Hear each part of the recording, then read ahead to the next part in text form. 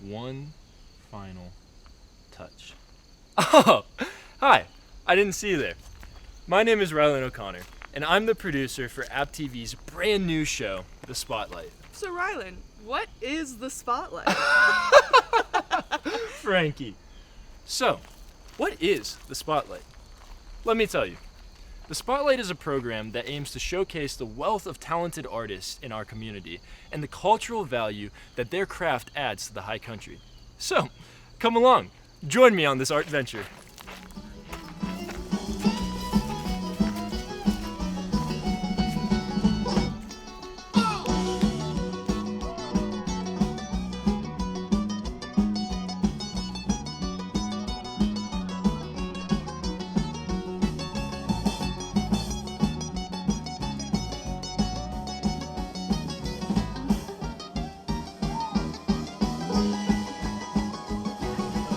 Okay, fantastic. Well, honestly, guys, thank you so much for sitting down with me and doing this.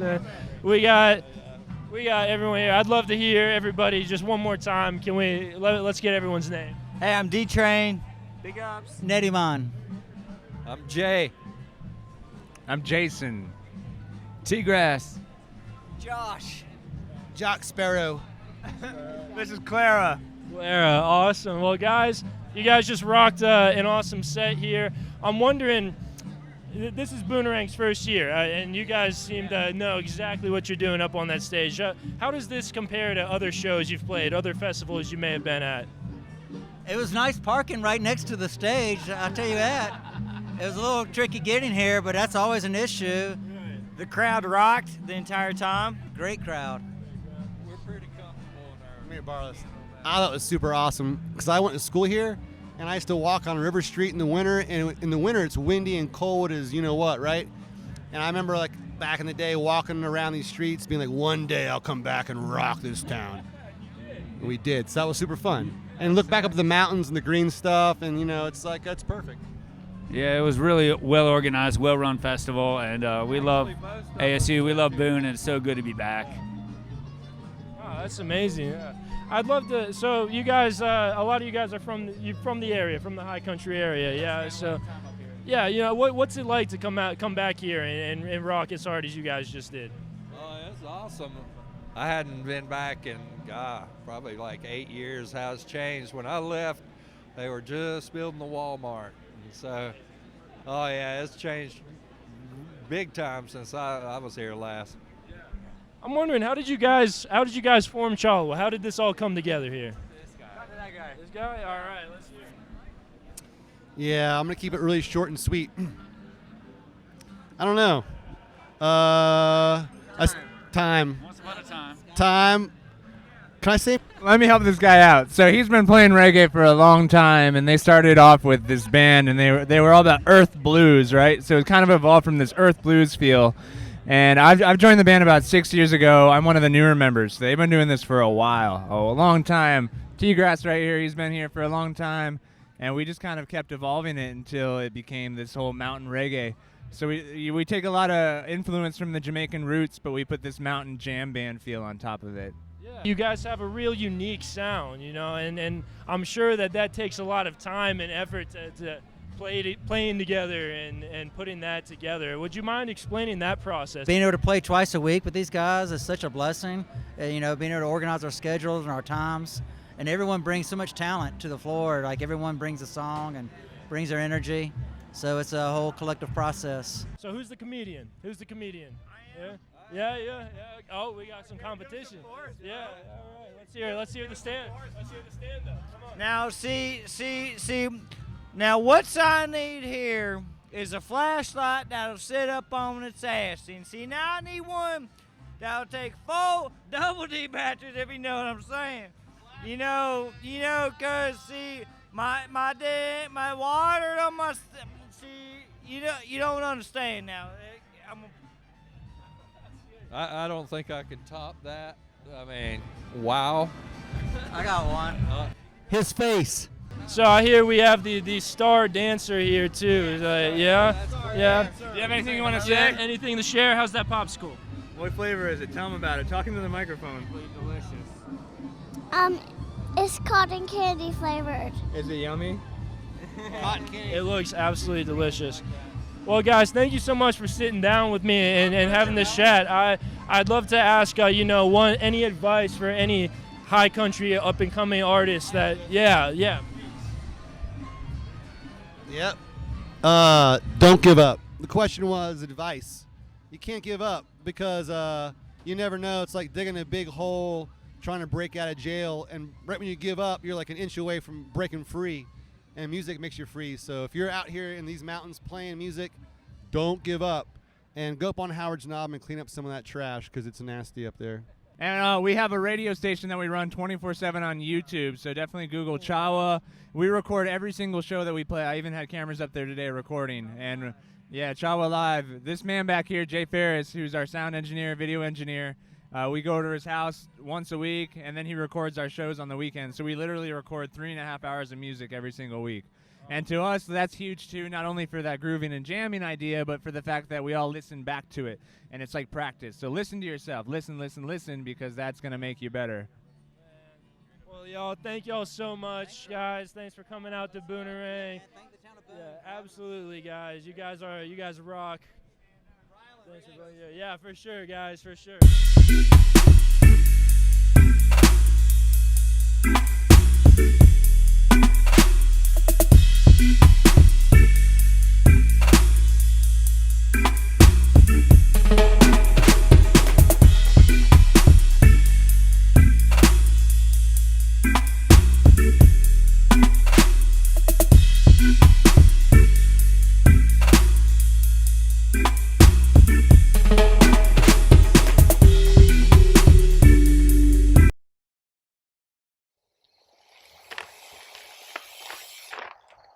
Hi, my name is Melissa Weddle, and I'm Department Chair of Recreation Management and Physical Education at Appalachian State University. We offer 2 degree-granting programs, one in Recreation Management with a focus in Outdoor Experiential Education, Recreation and Park Management, and Commercial Recreation and Tourism. Our second degree-granting program in Health, Physical Education, and Coaching offers teacher certification for public schools in health and physical education. You can get a minor or certificate in coaching.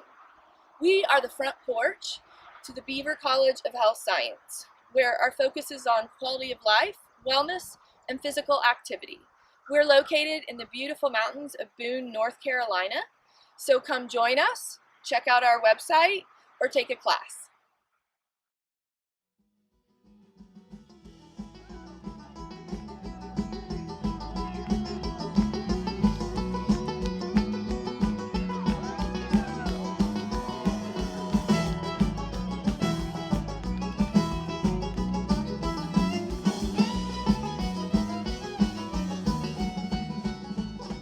We're back with Sarah and Asia, and we're checking out some of their awesome art here at Boonerang.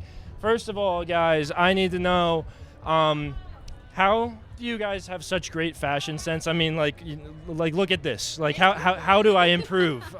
Please help me. Thank you for the acknowledgement. It's just self-expression. Express yourself and then wear with confidence, and that's kind of, I think, where the feel and I don't know, the attention comes from, is your confidence in what you're wearing. Besides, being, having such a great fashion sense, obviously you guys just have a wonderful artistic eye with some of your beautiful pieces here. Would you guys mind telling me a little bit about how these come into existence? Of course, yeah. No, actually, so this started with my mom, actually, and she, over the pandemic, was like, I'm going to learn how to crochet. So alongside her, I also sort of picked up that craft. Honestly, this was my first one here. It took me literally hours just because of the switching of colors. But after that, you kind of get the hang of it. After that, I decided to do some tulips. It's just so fun to actually do something with your hands, and it's just a great therapy for me. I am a digital illustrator, and I've always been interested in just visual art and visual storytelling. I don't know, for the last year and a half, I've just been working and learning how to digital illustrate, and I've just been allowing my creation and my process of creating to be a source of just like restoration for me, release and healing. So all of my art happens to be a reflection of what I'm feeling and a reflection of who I am as a Black woman. And I think ultimately that's been sweet because I've also had to grow into myself as not only an artist, but myself as a Black woman who is an artist. So it's just been a lot of healing and confidence building that my process has contributed to me and my growth. What would your advice be to artists who haven't gotten started quite yet, but know that they're confident that they're capable, the same way that you guys are with your art? Surround yourself with people who believe in you. Like, I am only here today at this festival because Sarah believed in what I had going on, and I am a support to her and her crochet ventures as well. So surround yourself with the right people as well. Thank you guys so much for sharing, and thanks for giving us an insight into the beautiful friendship that you guys have as well. Like, this has been so cool, and it's been such a pleasure talking to y'all. Thank you for stopping by. Thank you. I need to see you with the hat. I need to see you with the hat. Please. Let's go! To a place where you can grow. A place to be heard. And take a closer look. A place where you can crush it. And push yourself. A place to find your voice. This place rocks. And rolls. A place where you can get out. A place you'll never forget. So where is this place? Let me show you. Thank you to the Jones House for providing this lovely stage for us to sing on and play on today, and to Mark Freed, who's been dreaming up this festival for so long, and it's finally happening, and it's incredible, and I hope that it keeps going. This is awesome. I went to Appalachian State, graduated in 2015, so any excuse I can ever have to come back up to Boone, especially for something like this, just means the world to me.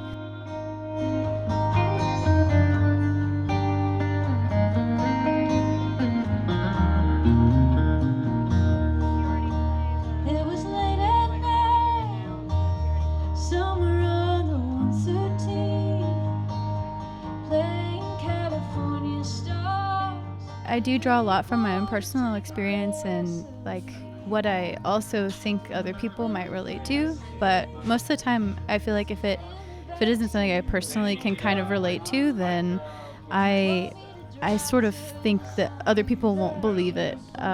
So it does stay really close to my heart just because I think that translates better in the end when I'm writing. I'd hardly ever left my hometown. Never saw a road so wide. Never had a time to put down. Ain't it funny how you never knows who you're lifting? Long before I knew the road he showed me, I was drifting. And there was the first time I felt free. Might have been lucky, might have been the summer I was 23. Million Cordova stores in front of me. If there was anything at all, it's back in a broke down bolero written on a bathroom stall. It takes a big sky to feel small.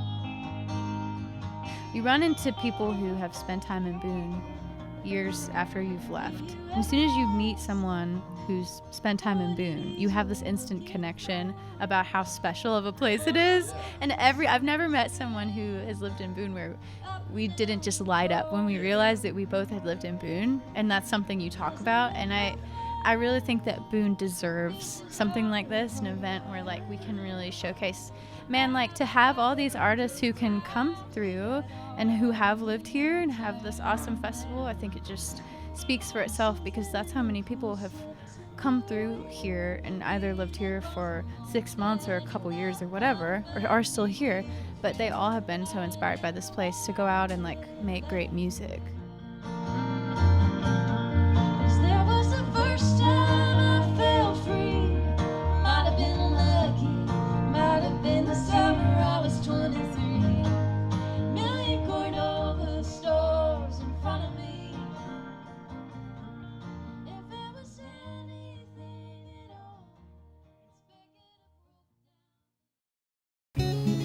Life is a journey. We're told that there are mountains and valleys before us. A mountaineer trudges through. Where others see an obstacle, a mountaineer sees an opportunity. A mountaineer climbs tomorrow's mountains today. So what is a mountaineer? A mountaineer is you.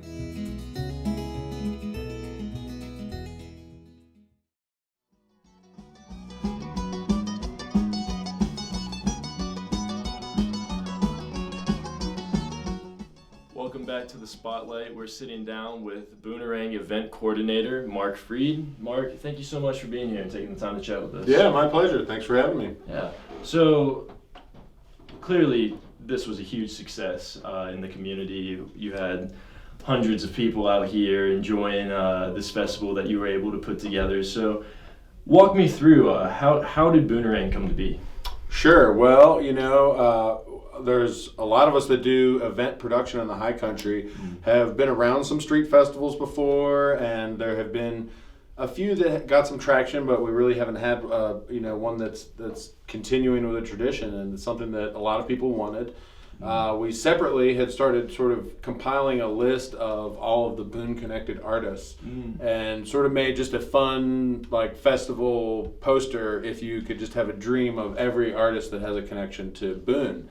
And it was maybe sometime around the time that Luke Combs' show was getting ready to happen, and we were thinking about him and Eric Church, and one of the founding members of Widespread Panic was born in Boone, and we just started going through this list, and it went on and on and on of all these really cool connected bands, and we thought, wow, wouldn't that be fun to do something around this? Right. So we started thinking about all the musicians that are connected, and all the artists, and the vendors, and all the great food and beer that we have in Boone, and just thought a real Boone-centric festival would be super fun. Yeah. And and the term Boonerang, that's not something that we coined. It's a term that's an endearing term that's been in the vernacular in the high country for a long time. I remember hearing it when I first moved to Boone.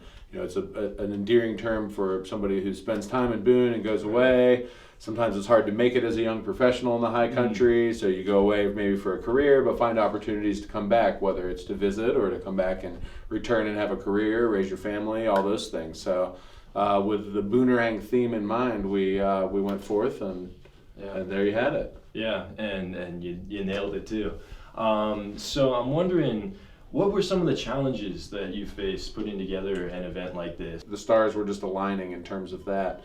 But like Dave said, this has been a dream and a vision for a long time. I think the biggest challenges probably came in just it being a first year. We until the day that we put the street stage in on Friday night, we weren't 100% that it was going to fit, that it was going to be able to get wiggled into the street and fit just like that. We didn't know how many people to plan for because we hadn't done this event before. We did our best to spread the word, but we didn't know if it would be, several hundred people or a couple thousand, or what we think likely showed up, which was probably somewhere in the neighborhood of 6,000. Yeah, right.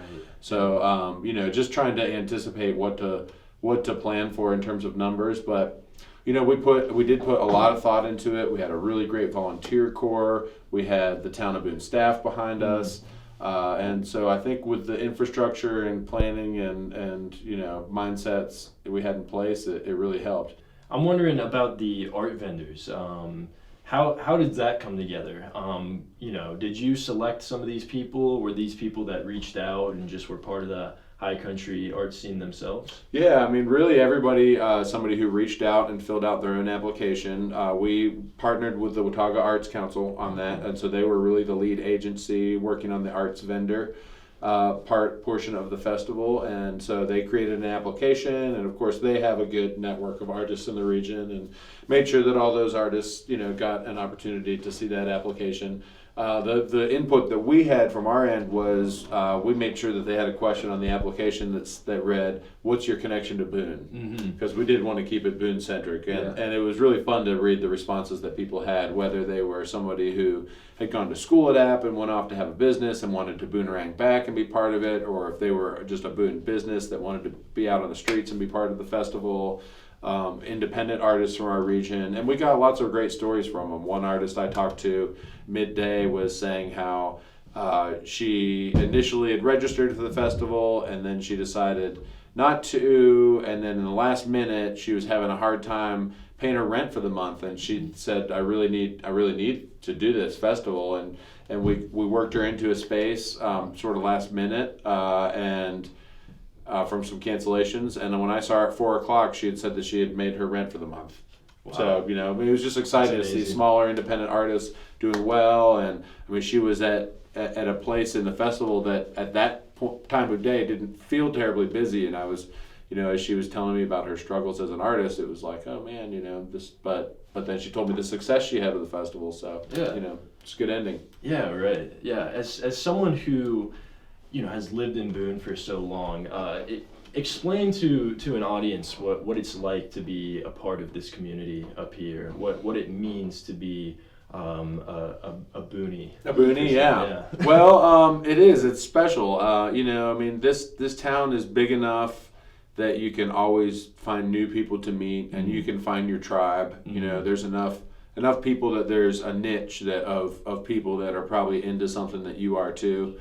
But it's not so big that you get lost in it. You know, I remember first moving to Western North Carolina about, 20 some years ago, and my wife and I spent a year in Asheville to get residency, and even in that time it was sort of hard to crack into some of the community. It just felt a little bit more overwhelming, and coming to Boone, it you see the same people around the community, and you get to know just a lot more, a bigger percentage of the community, and so it has that real small town feel, but yet with the university and with us being a little bit more of a little bit more of a happening small town than some of the smaller towns in our neighboring counties, you still do get the variety and people and enough that you can support things like what we're doing with Boonerang. Mark, what makes Boonerang unique from other festivals that you've worked on? I think, a few things. I think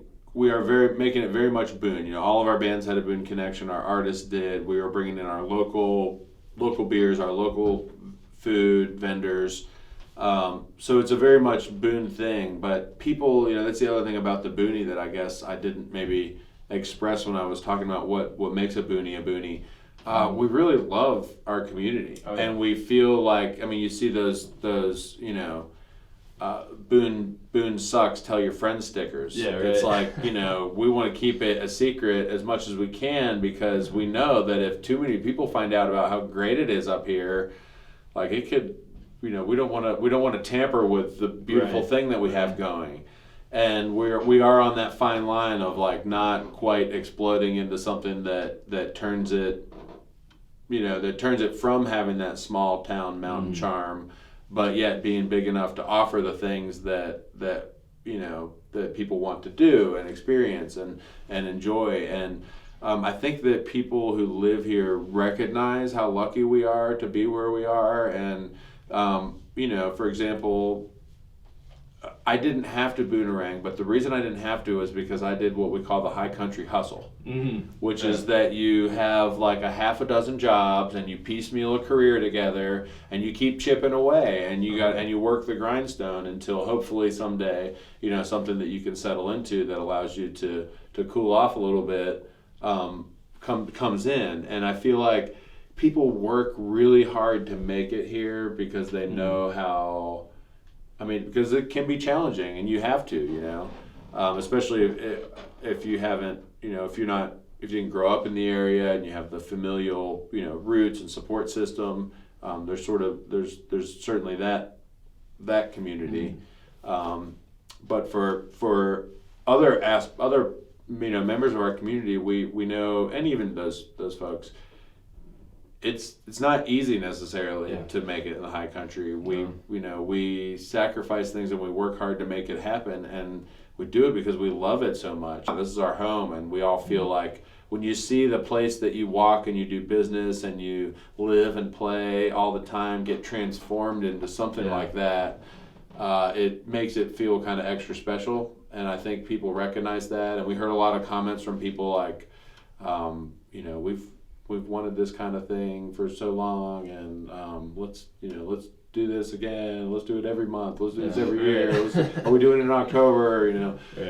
People want that. People love. we're adventurous people in the high country. You know, we like to play, we like to be outdoors, we love music, we like to, you know, nobody's afraid to put in the steps to be outside and walk around a festival and go from stage to stage all day and you know, bear the elements, whether even if it is a beautiful day, it's still, you know, it can be weary to be out in a festival all day long, but we're people that can do that, you know. So in addition to all the people we brought in for a festival like this, you really do see the local community come out and be a part of it. And maybe that happens in other communities when they do events like this, but I feel like it was pretty Boone-centric. Yeah, no, it is an overwhelming feeling of home to be here, and a festival like Boonerang is almost like, it almost feels like you're just at a big family reunion. You know, everyone's happy, everyone's smiling, everyone's, you know, down to have a chat or conversation or talk about what they're interested in, and that is something that is really, really special about the high country, and it is the reason that you know, people want to be here. So you said the high country hustle. I'm wondering if you have any advice for people who want to make it up here, you know, as an artist, as an event coordinator, as anything. What does it take to have the high country hustle? Yeah, sure. Persistence for sure. You know, you got to have some determination, because it's not going to be easy, especially at first, unless you just happen to really luck out. Yeah. I think you need to have kindness. You know, I think that anybody, there are a lot of people in this community who have seen big changes over their lifetimes, and when people move into the community, you need to recognize that and honor the you know, the roots of this community and the history of it, and the people and the families that have raised their, you know, generations here and have seen all these changes happen, you know, whether they like it or not. And I think so, a little bit of kindness and sensitivity to the traditions and being mindful of that stuff, that people are very welcoming and friendly and warm, but can sometimes be guarded a little bit at first because of those reasons. So I think having, you know, persistence and kindness and understanding and valuing those local traditions, because they are important, you know, and change is okay, but absolutely, we got to know where we came from if we really want to get somewhere all together. Yeah, absolutely. Finally, Mark, what is the Jones House doing as we go on through the rest of the year? What are anything else that you guys are working on or you're working on that you'd love to talk about? Yeah, of course. Yeah. We're always busy here at the Jones House. We do an old time jam session every Thursday night here. Yeah. So if people like to just come out and participate, that's a great way to do that. Or if you want to just come and hear some informal mountain music being played, that's a great opportunity every Thursday, 7 to 10. I welcome people to do that. Of course, we have art galleries here at the Jones House. We will have a few more events for our Boone 150 we're celebrating this year. And as we get into the fall, we'll be doing our Halloween events, and you know, it goes on and on. So yeah, never a dull moment. JonesHouse.org is a great place to check it all out. Gotcha. Yeah. JonesHouse.org. That's it. Yeah. Well, thank you so much for taking the time to chat with us today, Mark. And we're looking forward to more awesome events like Boonerang and checking out what the Jones House has in store for our special little community here. Yeah, thanks for talking. Look forward to Boonerang with everybody next year. Yeah, absolutely.